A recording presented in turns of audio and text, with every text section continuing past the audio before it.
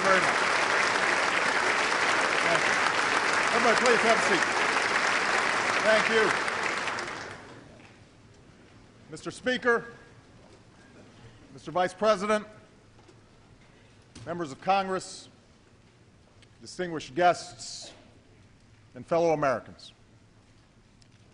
Tonight, I want to begin by congratulating the men and women of the 112th Congress, as well as your new Speaker, John Boehner.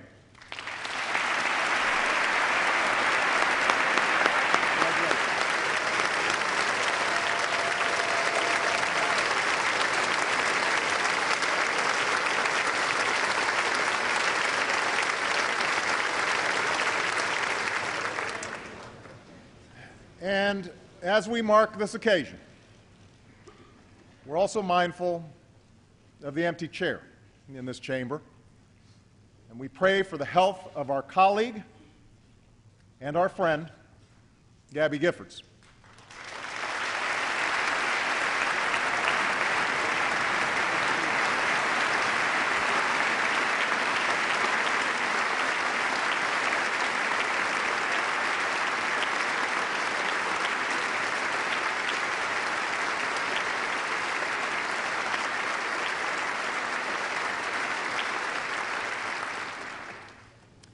Now, it's no secret that those of us here tonight have had our differences over the last 2 years. The debates have been contentious. We have fought fiercely for our beliefs. And that's a good thing. That's what a robust democracy demands. That's what helps set us apart as a nation. But there's a reason the tragedy in Tucson gave us pause. Amid all the noise and passion and rancor of our public debate, Tucson reminded us that no matter who we are or where we come from, each of us is a part of something greater, something more consequential than party or political preference. We are part of the American family. We believe that in a country where every race and faith and point of view can be found, we are still bound together as one people, that we share common hopes and a common creed, that the dreams of a little girl in Tucson are not so different than those of our own children, and that they all deserve the chance to be fulfilled. That, too, is what sets us apart as a nation.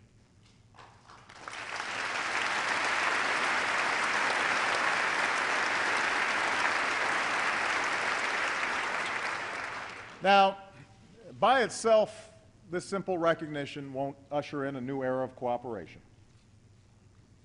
What comes of this moment is up to us. What comes of this moment will be determined not by whether we can sit together tonight, but whether we can work together tomorrow.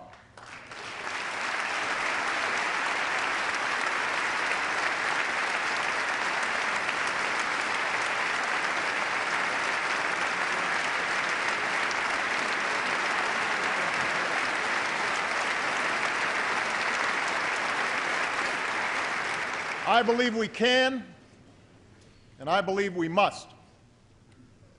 That's what the people who sent us here expect of us. With their votes, they've determined that governing will now be a shared responsibility between parties. New laws will only pass with support from Democrats and Republicans. We will move forward together, or not at all, for the challenges we face are bigger than party and bigger than politics. At stake right now is not who wins the next election. After all, we just had an election. At stake is whether new jobs and industries take root in this country or somewhere else. It's whether the hard work and industry of our people is rewarded. It's whether we sustain the leadership that has made America not just a place on a map, but the light to the world. Now, we are poised for progress. 2 years after the worst recession most of us have ever known, the stock market has come roaring back. Corporate profits are up. The economy is growing again. But we have never measured progress by these yardsticks alone. We measure progress by the success of our people, by the jobs they can find and the quality of life those jobs offer, by the prospects of a small business owner who dreams of turning a good idea into a thriving enterprise, by the opportunities for a better life that we pass on to our children. That's the project the American people want us to work on, together.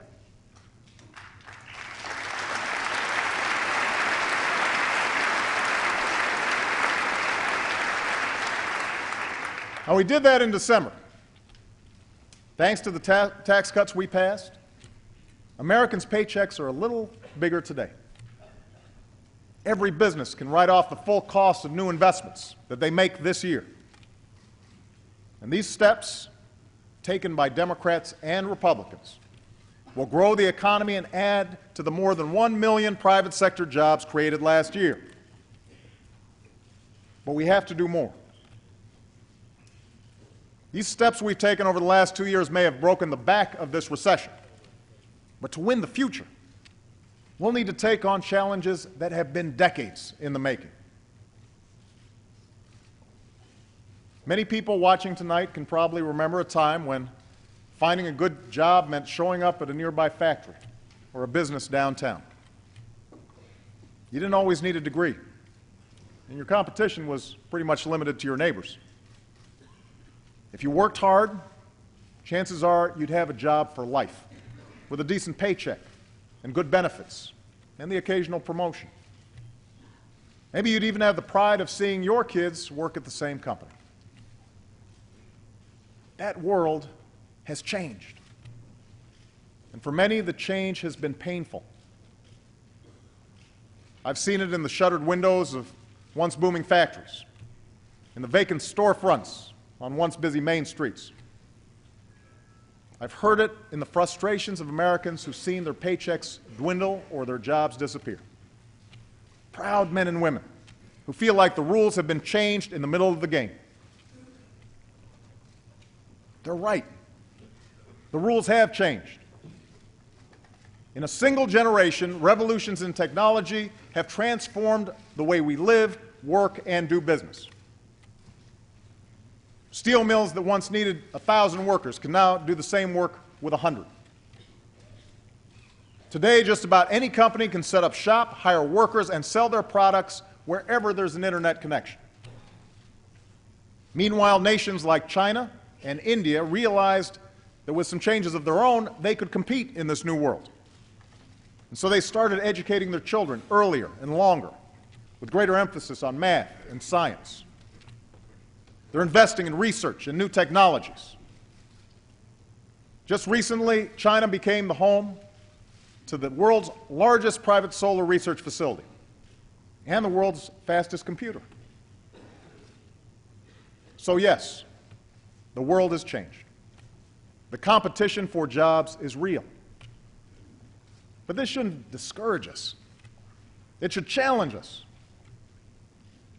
Remember, for all the hits we've taken these last few years, for all the naysayers predicting our decline, America still has the largest, most prosperous economy in the world.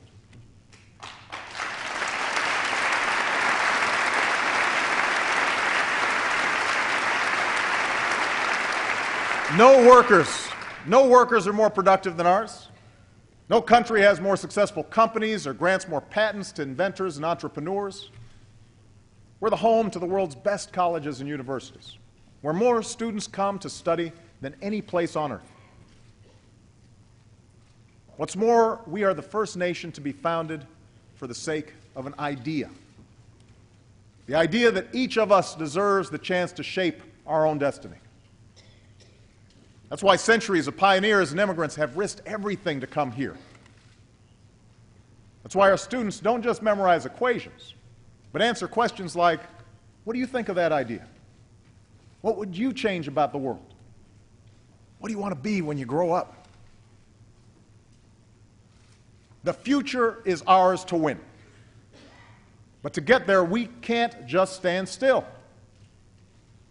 As Robert Kennedy told us, the future is not a gift. It is an achievement.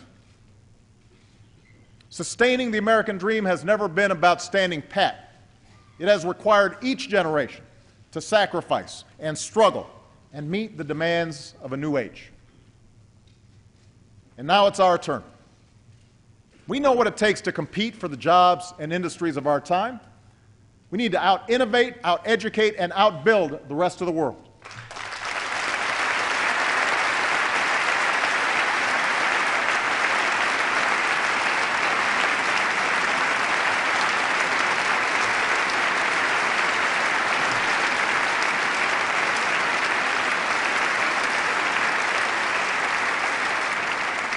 We have to make America the best place on earth to do business. We need to take responsibility for our deficit and reform our government. That's how our people will prosper. That's how we'll win the future.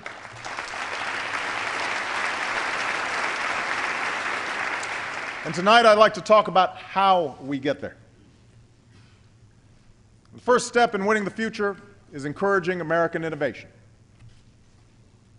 None of us can predict with certainty what the next big industry will be or where the new jobs will come from. 30 years ago, we couldn't know that something called the Internet would lead to an economic revolution. What we can do, what America does better than anyone else, is spark the creativity and imagination of our people. We're the nation that put cars in driveways and computers in offices, the nation of Edison and the Wright brothers, of Google and Facebook. In America, innovation doesn't just change our lives, it is how we make our living.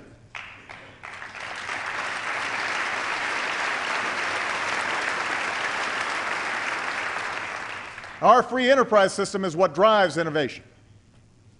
But because it's not always profitable for companies to invest in basic research, throughout our history, our government has provided cutting-edge scientists and inventors with the support that they need. That's what planted the seeds for the Internet. That's what helped make possible things like computer chips and GPS. Just think of all the good jobs, from manufacturing to retail, that have come from these breakthroughs. A half a century ago, when the Soviets beat us into space with the launch of a satellite called Sputnik, we had no idea how we would beat them to the moon. The science wasn't even there yet. NASA didn't exist. But after investing in better research and education, we didn't just surpass the Soviets. We unleashed a wave of innovation that created new industries and millions of new jobs. This is our generation's Sputnik moment. 2 years ago, I said that we needed to reach a level of research and development we haven't seen since the height of the space race. And in a few weeks, I will be sending a budget to Congress that helps us meet that goal. We'll invest in biomedical research, information technology, and especially clean energy technology.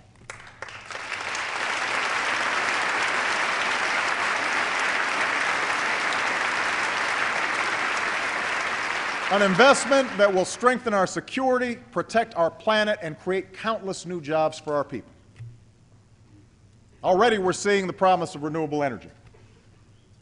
Robert and Gary Allen are brothers who run a small Michigan roofing company. After September 11th, they volunteered their best roofers to help repair the Pentagon. But half of their factory went unused, and the recession hit them hard. Today, with the help of a government loan, that empty space is being used to manufacture solar shingles that are being sold all across the country. In Robert's words, we reinvented ourselves. That's what Americans have done for over 200 years. Reinvented ourselves. And to spur on more success stories like the Allen brothers, we've begun to reinvent our energy policy. We're not just handing out money. We're issuing a challenge. We're telling America's scientists and engineers that if they assemble teams of the best minds in their fields and focus on the hardest problems in clean energy, we'll fund the Apollo projects of our time. At the California Institute of Technology, they're developing a way to turn sunlight and water into fuel for our cars. At Oak Ridge National Laboratory, They're using supercomputers to get a lot more power out of our nuclear facilities. With more research and incentives, we can break our dependence on oil with biofuels and become the first country to have 1 million electric vehicles on the road by 2015.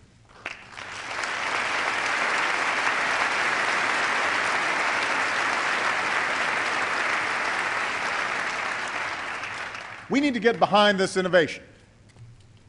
And to help pay for it, I'm asking Congress to eliminate the billions in taxpayer dollars we currently give to oil companies.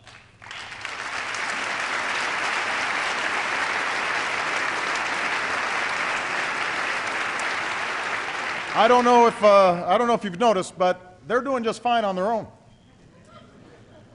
So instead of subsidizing yesterday's energy, let's invest in tomorrow's. Now, clean energy breakthroughs will only translate into clean energy jobs if businesses know there will be a market for what they're selling. So tonight, I challenge you to join me in setting a new goal. By 2035, 80% of America's electricity will come from clean energy sources.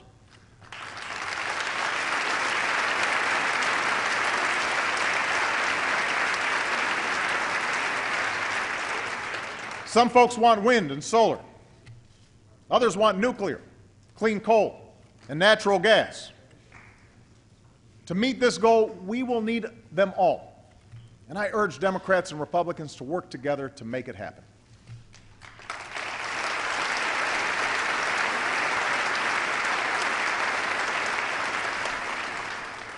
Maintaining our leadership in research and technology is crucial to America's success.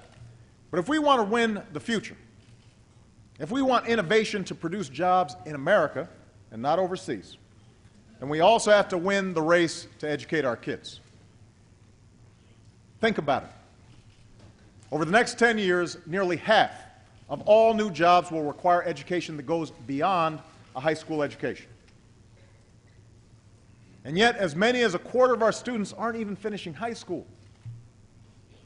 The quality of our math and science education lags behind many other nations.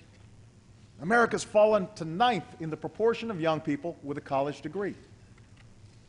And so the question is whether all of us, as citizens and as parents, are willing to do what's necessary to give every child a chance to succeed.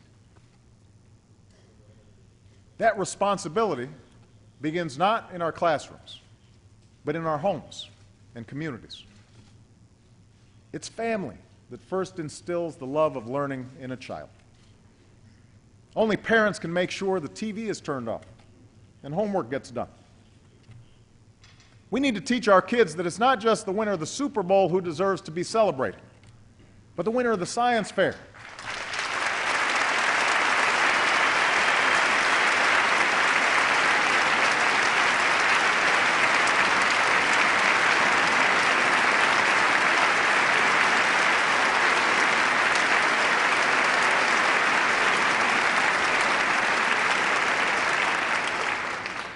We need to teach them that success is not a function of fame or PR, but of hard work and discipline. Our schools share this responsibility. When a child walks into a classroom, it should be a place of high expectations and high performance. But too many schools don't meet this test. That's why instead of just pouring money into a system that's not working, we launched a competition called Race to the Top. To all 50 states, we said, if you show us the most innovative plans to improve teacher quality and student achievement, we'll show you the money. Race to the Top is the most meaningful reform of our public schools in a generation. For less than 1% of what we spend on education each year, it has led over 40 states to raise their standards for teaching and learning. And these standards were developed, by the way, not by Washington, but by Republican and Democratic governors throughout the country. And Race to the Top should be the approach we follow this year as we replace No Child Left Behind with a law that's more flexible and focused on what's best for our kids.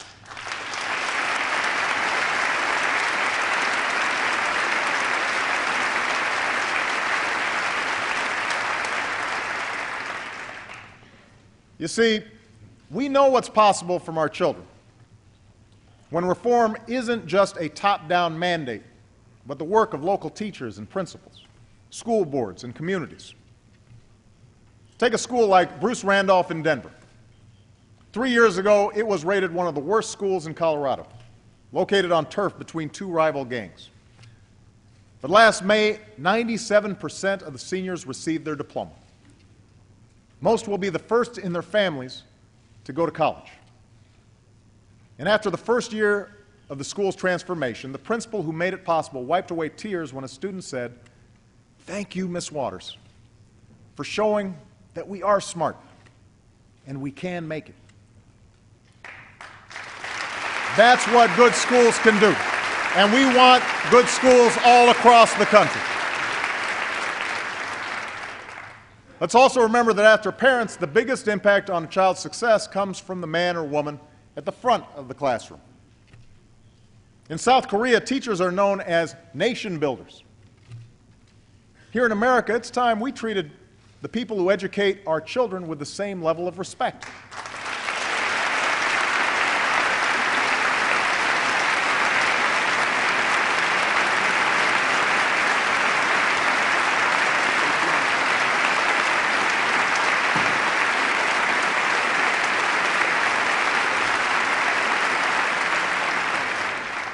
We want to reward good teachers and stop making excuses for bad ones.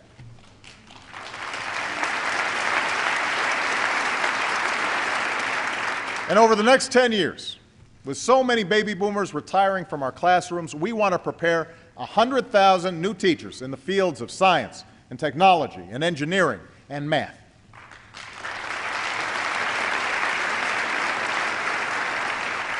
In fact, every young person listening tonight who's contemplating their career choice, if you want to make a difference in the life of our nation, if you want to make a difference in the life of a child, become a teacher. Your country needs you.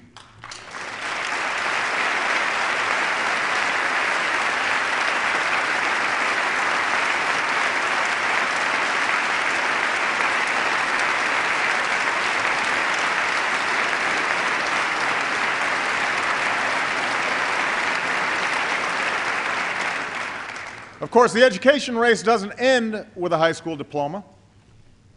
To compete, higher education must be within the reach of every American. That's why we've ended the unwarranted taxpayer subsidies that went to banks and used the savings to make college affordable for millions of students.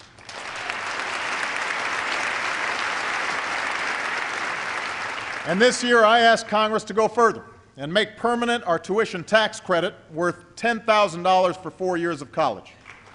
It's the right thing to do.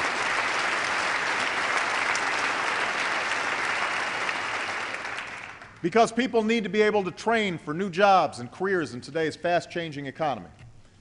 We're also revitalizing America's community colleges. Last month, I saw the promise of these schools at Forsyth Tech in North Carolina. Many of the students there used to work in the surrounding factories that have since left town. One mother of two, a woman named Kathy Proctor, had worked in the furniture industry since she was 18 years old. And she told me she's earning her degree in biotechnology now, at 55 years old. Not just because the furniture jobs are gone, but because she wants to inspire her children to pursue their dreams too. As Kathy said, I hope it tells them to never give up. If we take these steps, if we raise expectations for every child and give them the best possible chance at an education from the day they are born until the last job they take, we will reach the goal that I set 2 years ago. By the end of the decade, America will once again have the highest proportion of college graduates in the world.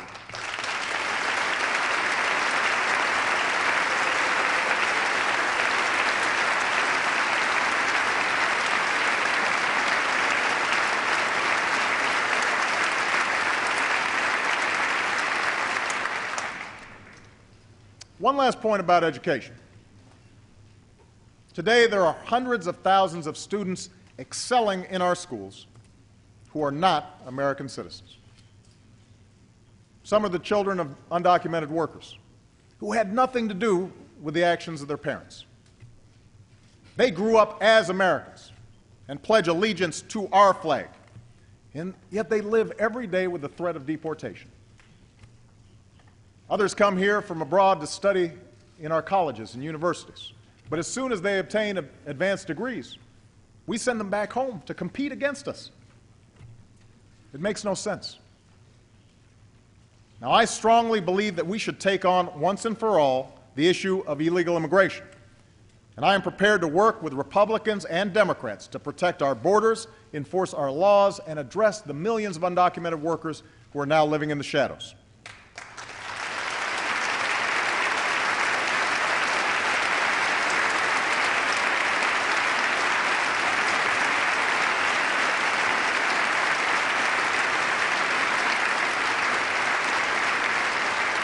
I know that debate will be difficult. I know it will take time. But tonight, let's agree to make that effort. And let's stop expelling talented, responsible young people who could be staffing our research labs or starting a new business, who could be further enriching this nation.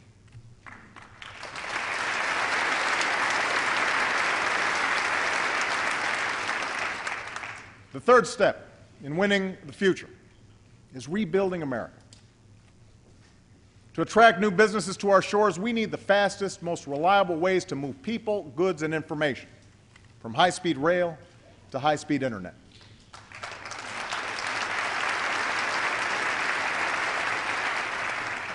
Our infrastructure used to be the best, but our lead has slipped. South Korean homes now have greater internet access than we do. Countries in Europe and Russia invest more in their roads and railways than we do. China's building faster trains and newer airports. Meanwhile, when our own engineers graded our nation's infrastructure, they gave us a D. We have to do better. America's the nation that built the Transcontinental Railroad, brought electricity to rural communities, constructed the interstate highway system. The jobs created by these projects didn't just come from laying down track or pavement. They came from businesses that opened near a town's new train station or the new off-ramp. So over the last 2 years, we've begun rebuilding for the 21st century, a project that has meant thousands of good jobs for the hard-hit construction industry. And tonight I'm proposing that we redouble those efforts.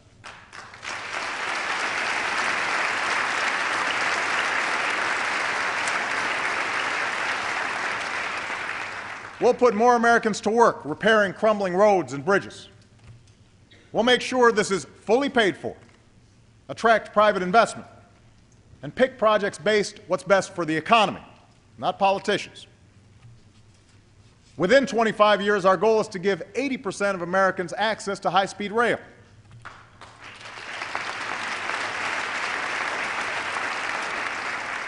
This could allow you to go places in half the time it takes to travel by car.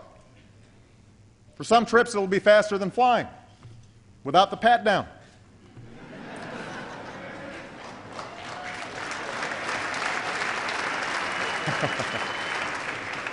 As we speak, routes in California and the Midwest are already underway.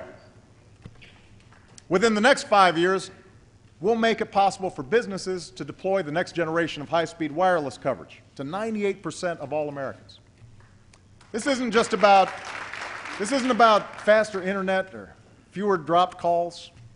It's about connecting every part of America to the digital age. It's about a rural community in Iowa or Alabama where farmers and small business owners will be able to sell their products all over the world. It's about a firefighter who can download the design of a burning building onto a handheld device, a student who can take classes with a digital textbook, or a patient who can have face-to-face video chats with her doctor. All these investments in innovation, education, and infrastructure will make America a better place to do business and create jobs. But to help our companies compete, we also have to knock down barriers that stand in the way of their success. For example, over the years, a parade of lobbyists has rigged the tax code to benefit particular companies and industries. Those with accountants or lawyers to work the system can end up paying no taxes at all. But all the rest are hit with one of the highest corporate tax rates in the world. It makes no sense, and it has to change.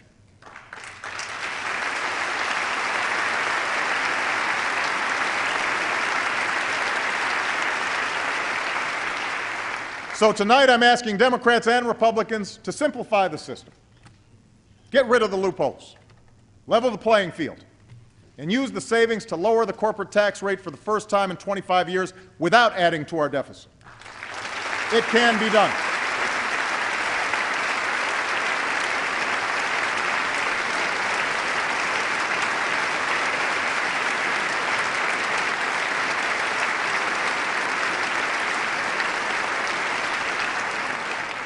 To help businesses sell more products abroad, we set a goal of doubling our exports by 2014. Because the more we export, the more jobs we create here at home. Already our exports are up. Recently we signed agreements with India and China that will support more than 250,000 jobs here in the United States. And last month we finalized a trade agreement with South Korea that will support at least 70,000 American jobs. This agreement has unprecedented support from business and labor, Democrats and Republicans, and I ask this Congress to pass it as soon as possible.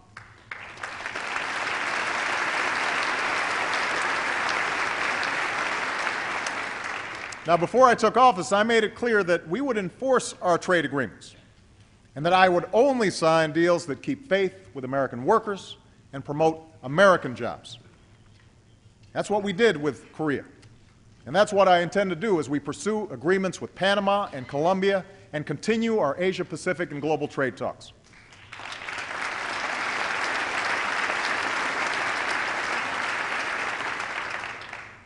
To reduce barriers to growth and investment, I've ordered a review of government regulations. When we find rules that put an unnecessary burden on businesses, we will fix them.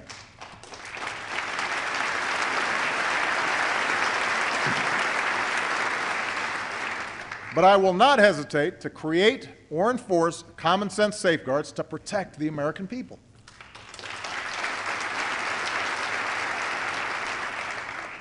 That's what we've done in this country for more than a century. It's why our food is safe to eat, our water is safe to drink, and our air is safe to breathe. It's why we have speed limits and child labor laws. It's why last year we put in place consumer protections against hidden fees and penalties by credit card companies, and new rules to prevent another financial crisis. And it's why we passed reform that finally prevents the health insurance industry from exploiting patients.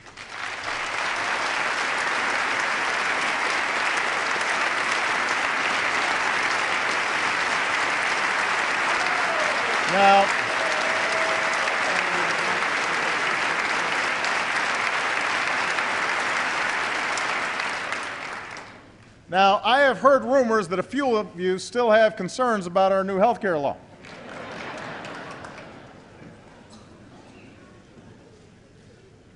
So let me be the first to say that anything can be improved. If you have ideas about how to improve this law by making care better or more affordable, I am eager to work with you. We can start right now by correcting a flaw in the legislation that has placed an unnecessary bookkeeping burden on small businesses.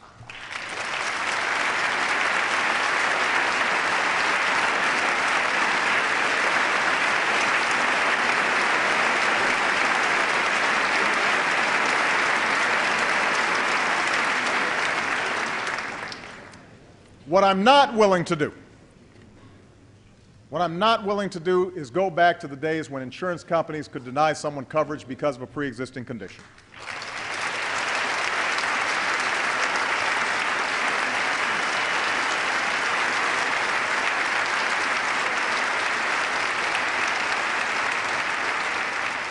I'm not willing to tell James Howard, a brain cancer patient from Texas, that his treatment might not be covered. I'm not willing to tell Jim Hauser, a small businessman from Oregon, he has to go back to paying $5,000 more to cover his employees. As we speak, this law is making prescription drugs cheaper for seniors and giving uninsured students a chance to stay on their parents' coverage.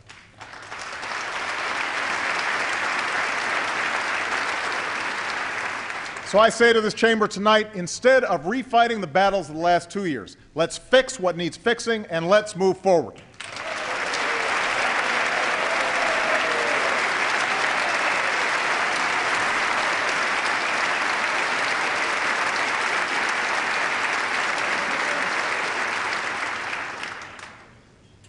Now, the final critical step in winning the future is to make sure we aren't buried under a mountain of debt. We are living with a legacy of deficit spending that began almost a decade ago. And in the wake of the financial crisis, some of that was necessary to keep credit flowing, save jobs, and put money in people's pockets. But now that the worst of the recession is over, we have to confront the fact that our government spends more than it takes in. That is not sustainable. Every day, families sacrifice to live within their means. They deserve a government that does the same.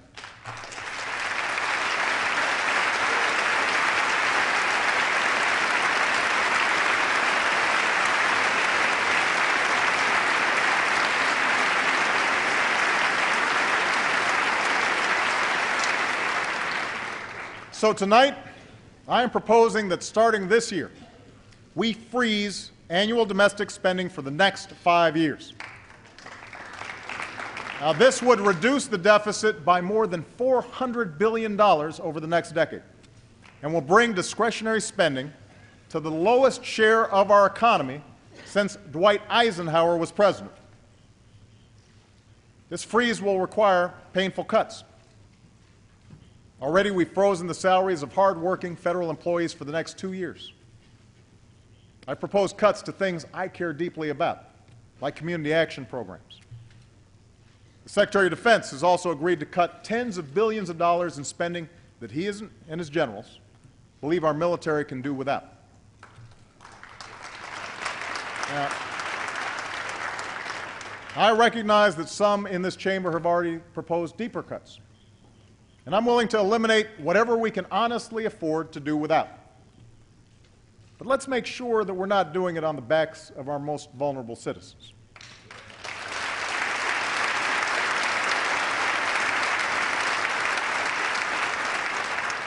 And let's make sure that what we're cutting is really excess weight. Cutting the deficit by gutting our investments in innovation and education is like lightening an overloaded airplane by removing its engine. It may make you feel like you're flying high at first, but it won't take long before you feel the impact. Now, most of the cuts and savings I proposed only address annual domestic spending, which represents a little more than 12% of our budget. To make further progress, we have to stop pretending that cutting this kind of spending alone will be enough. It won't.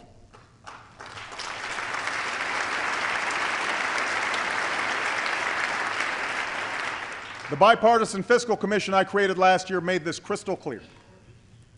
I don't agree with all their proposals, but they made important progress. And their conclusion is that the only way to tackle our deficit is to cut excessive spending wherever we find it. In domestic spending, defense spending, health care spending, and spending through tax breaks and loopholes.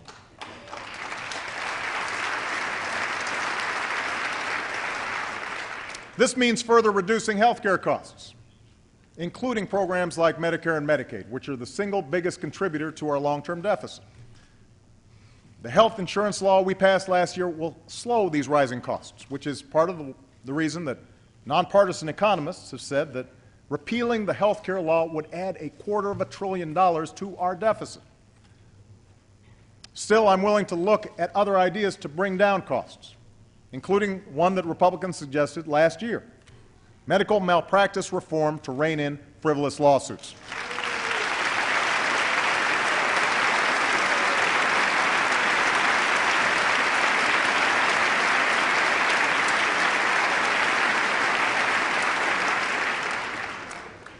To put us on solid ground, we should also find a bipartisan solution to strengthen Social Security for future generations.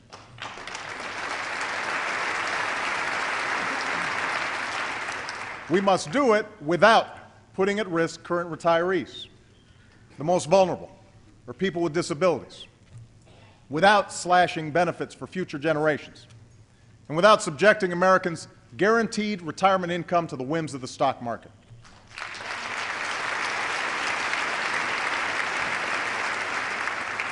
And if we truly care about our deficit, we simply can't afford a permanent extension of the tax cuts for the wealthiest 2% of Americans.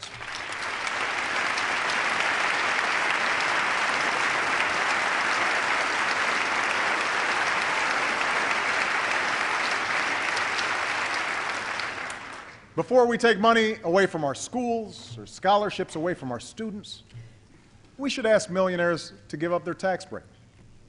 It's not a matter of punishing their success. It's about promoting America's success.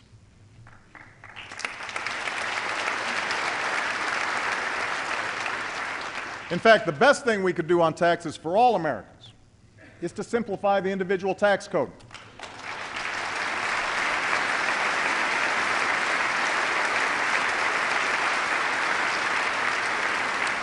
This will be a tough job, but members of both parties have expressed an interest in doing this, and I am prepared to join them.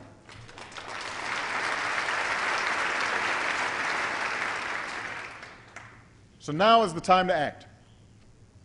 Now is the time for both sides and both houses of Congress, Democrats and Republicans, to forge a principled compromise that gets the job done.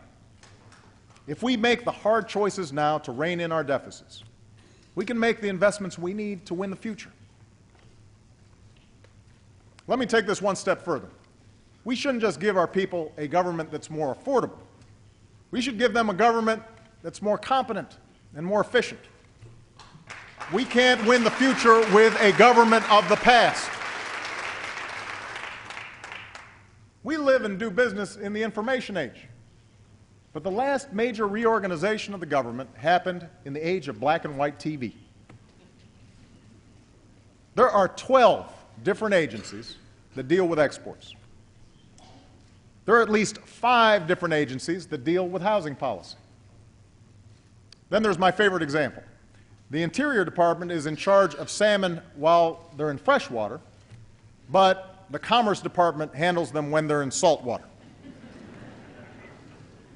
I hear it gets even more complicated once they're smoked.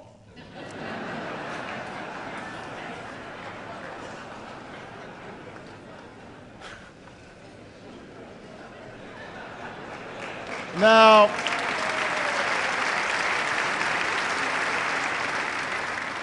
we've made great strides over the last 2 years in using technology and getting rid of waste. Veterans can now download their electronic medical records with a click of the mouse. We're selling acres of federal office space that hasn't been used in years, and we'll cut through red tape to get rid of more. But we need to think bigger. In the coming months, my administration will develop a proposal to merge, consolidate, and reorganize the federal government in a way that best serves the goal of a more competitive America. I will submit that proposal to Congress for a vote, and we will push to get it passed.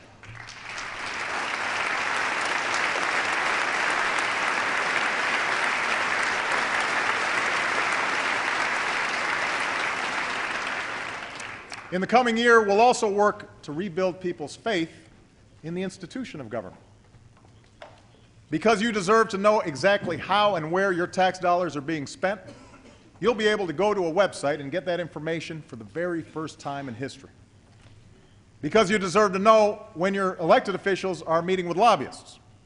I ask Congress to do what the White House has already done. Put that information online. And because the American people deserve to know that special interests aren't larding up legislation with pet projects, both parties in Congress should know this. If a bill comes to my desk with earmarks inside, I will veto it. I will veto it.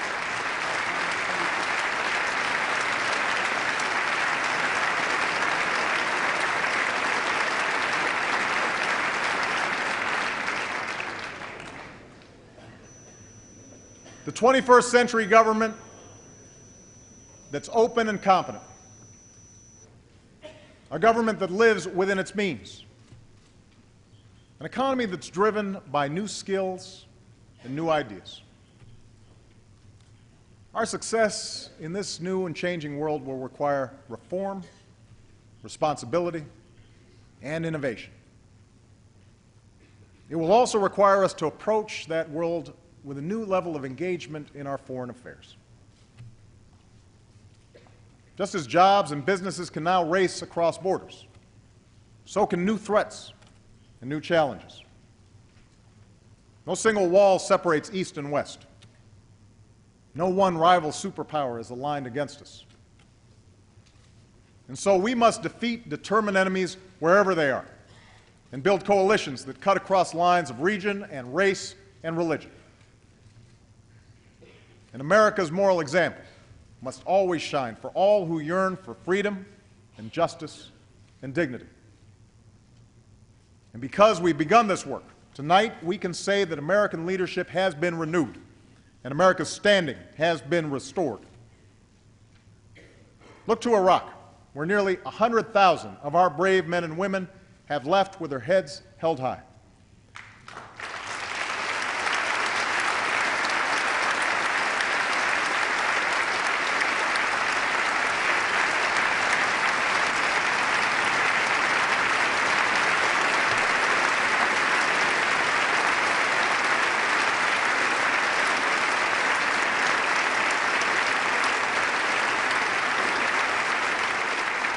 American combat patrols have ended. Violence is down, and a new government has been formed. This year, our civilians will forge a lasting partnership with the Iraqi people while we finish the job of bringing our troops out of Iraq. America's commitment has been kept. The Iraq War is coming to an end.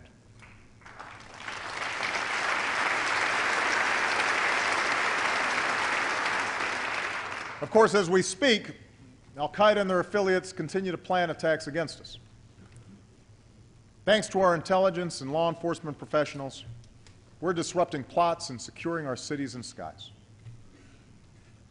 And as extremists try to inspire acts of violence within our borders, we are responding with the strength of our communities, with respect for the rule of law, and with the conviction that American Muslims are a part of our American family.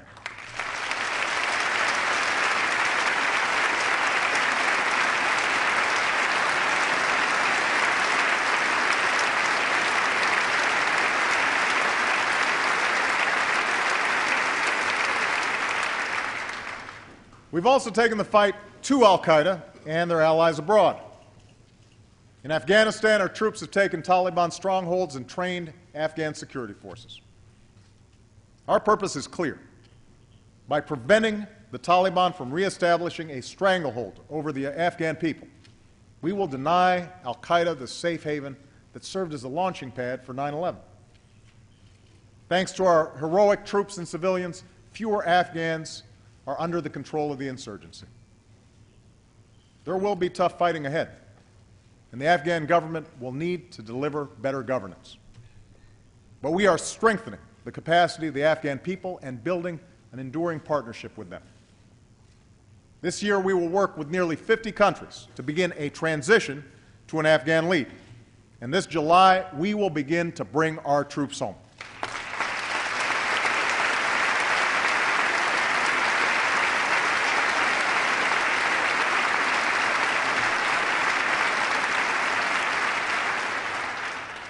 In Pakistan, al-Qaeda's leadership is under more pressure than at any point since 2001. Their leaders and operatives are being removed from the battlefield. Their safe havens are shrinking. And we've sent a message from the Afghan border to the Arabian Peninsula to all parts of the globe. We will not relent, we will not waver, and we will defeat you.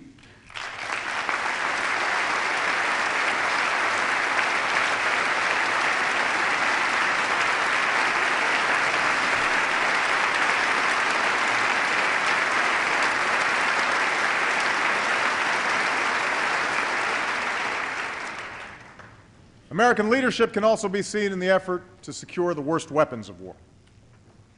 Because Republicans and Democrats approved the New START Treaty, far fewer nuclear weapons and launchers will be deployed. Because we rallied the world, nuclear materials are being locked down on every continent so they never fall into the hands of terrorists. Because of a diplomatic effort to insist that Iran meet its obligations, the Iranian government now faces tougher sanctions, tighter sanctions than ever before. And on the Korean Peninsula, we stand with our ally South Korea and insist that North Korea keeps its commitment to abandon nuclear weapons.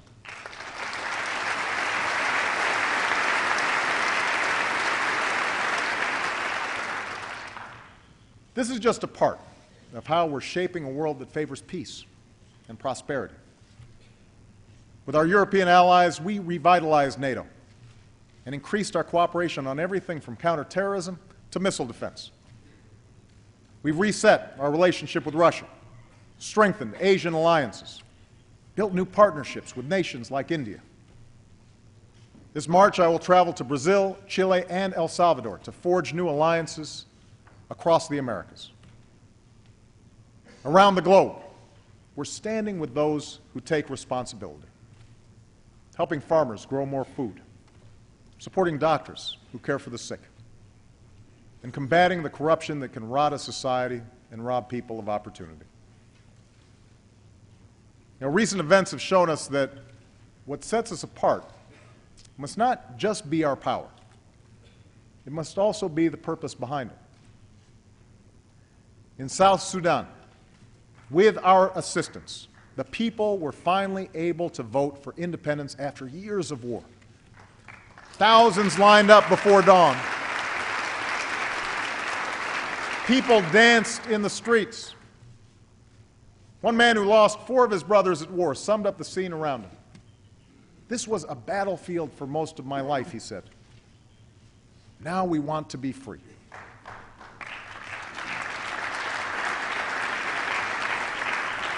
And we saw that same desire to be free in Tunisia, where the will of the people proved more powerful than the writ of a dictator.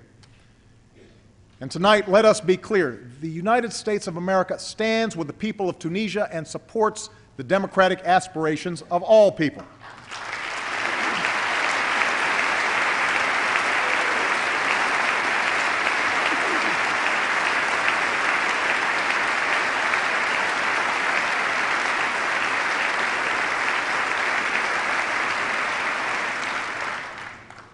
We must never forget that the things we've struggled for and fought for live in the hearts of people everywhere. And we must always remember that the Americans who have borne the greatest burden in this struggle are the men and women who serve our country.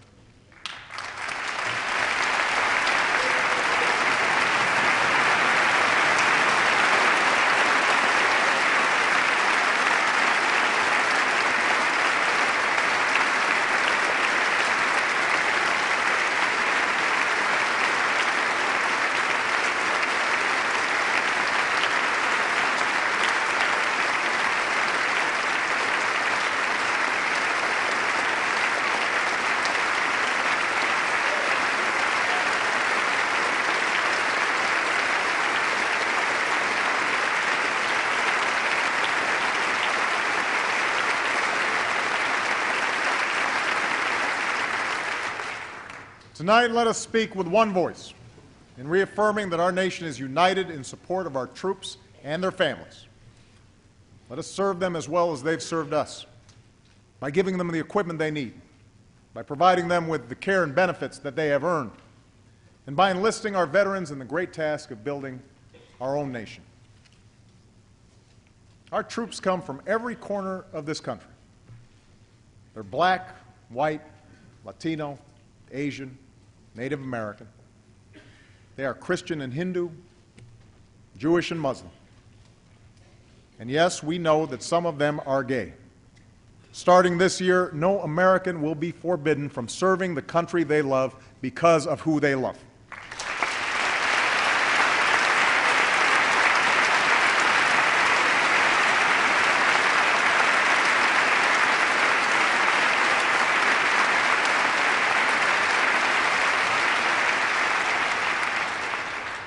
And with that change, I call on all our college campuses to open their doors to our military recruiters and ROTC. It is time to leave behind the divisive battles of the past.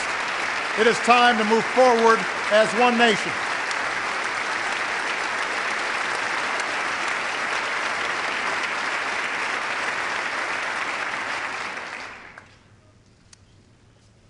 We should have no illusions about the work ahead of us. Reforming our schools, changing the way we use energy, reducing our deficit. None of this will be easy. All of it will take time. And it will be harder because we will argue about everything.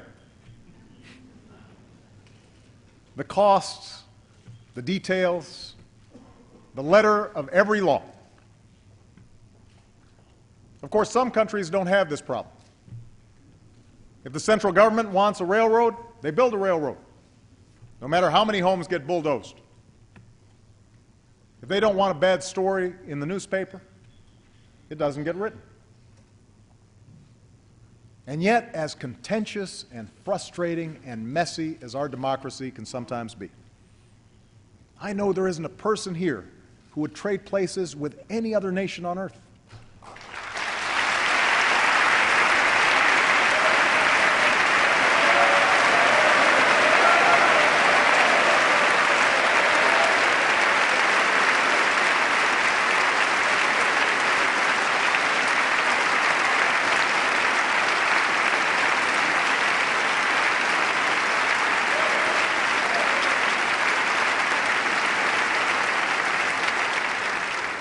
We may have differences in policy, but we all believe in the rights enshrined in our Constitution. We may have different opinions, but we believe in the same promise that says, this is a place where you can make it if you try. We may have different backgrounds, but we believe in the same dream that says, this is a country where anything is possible, no matter who you are, no matter where you come from. That dream is why I can stand here before you tonight. That dream is why a working class kid from Scranton can sit behind me.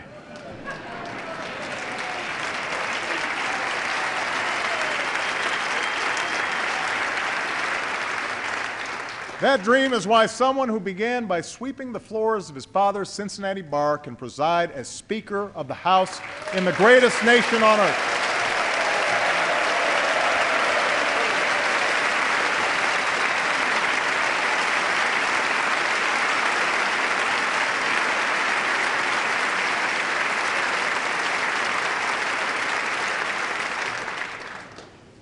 That dream, that American dream, is what drove the Allen brothers to reinvent their roofing company for a new era. It's what drove those students at Forsyth Tech to learn a new skill and work towards the future. And that dream is the story of a small business owner named Brandon Fisher. Brandon started a company in Berlin, Pennsylvania, that specializes in a new kind of drilling technology. And one day last summer, he saw the news that halfway across the world, 33 men were trapped in a Chilean mine, and no one knew how to save them. But Brandon thought his company could help, and so he designed a rescue that would come to be known as Plan B. His employees worked around the clock to manufacture the necessary drilling equipment, and Brandon left for Chile. Along with others, he began drilling a 2,000-foot hole into the ground, working 3 or 4 days at a time without any sleep. 37 days later, Plan B succeeded, and the miners were rescued.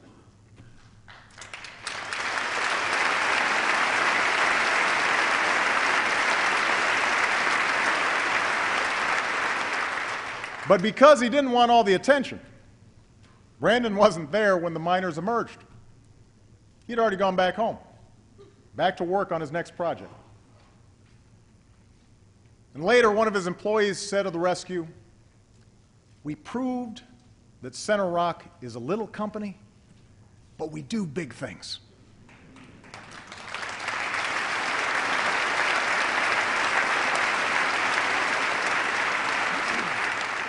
We do big things. From the earliest days of our founding, America has been the story of ordinary people who dare to dream. That's how we win the future. We're a nation that says, I might not have a lot of money, but I have this great idea for a new company. I might not come from a family of college graduates, but I will be the first to get my degree. I might not know those people in trouble, but I think I can help them, and I need to try. I'm not sure how we'll reach that better place beyond the horizon, but I know we'll get there. I know we will. We do big things. The idea of America endures. Our destiny remains our choice.